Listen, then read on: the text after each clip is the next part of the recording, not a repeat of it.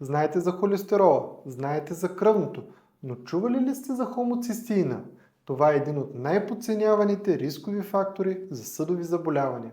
Хомоцистеинът е аминокиселина, която се образува в организма при разграждане на метионин, аминокиселина от храната. В нормални количества не е проблем, но когато нивата му се повишат, започват рисковете. Повишеният хомоцистеин уврежда вътрешната обвивка на съдовете, така наречения ендотел.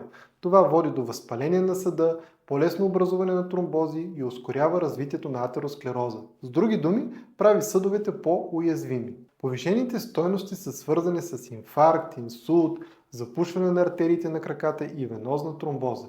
И често този фактор остава недиагностициран. Най-честата причина са дефицит на витамини от групата на В, B6, B12, фолиева киселина, има и генетични фактори и неправилното хранене. За разлика от някои други рискови фактори, хомоцистеинът може да бъде повлиян сравнително лесно, чрез хранене и добавки, когато това е необходимо.